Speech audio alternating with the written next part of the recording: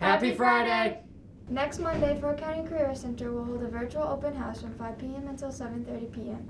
The open house will feature all the information on your screen that you can see here. Go to fortcounty.net and click on the link. Do not forget your application is due February 1st. If you're interested in trying out for junior high or high school cheerleading for the 2021-2022 football and basketball seasons, there's a sign-up sheet and tryout packet on the table near the athletic office. Clinic dates will be February 15th, 16th, and 18th.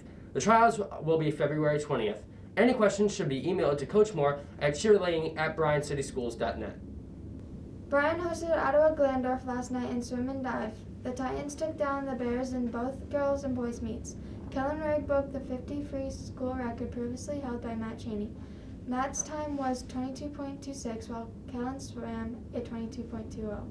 Your athletes of the meet were Aquilina, Cordic, and Jackson Miller. Both the girls and boys junior high school basketball teams were in action against Napoleon last night. The 8th grade boys lost 33-13 with Landon, Bassett, and Hudson combined for 9 points. The 7th grade lost 38-15 with Jack Kennedy and Tucker Watson combined for 11 points. The 7th grade girls won a defensive battle 17-14 with Josey Arnold scoring 7 points. The high school wrestlers hosted Delta, Swanton, and Tenor last night. The Bears fell to Delta 68-12 and rebounded against Swan, coming away with a 42-18 victory. The boys will be back in action again on January 12th against Montpelier. The high school boys basketball traveled to Wauseon last night. The varsity lost 38-35. Evan Cox led the way with 12 points. The JV team lost 52-7.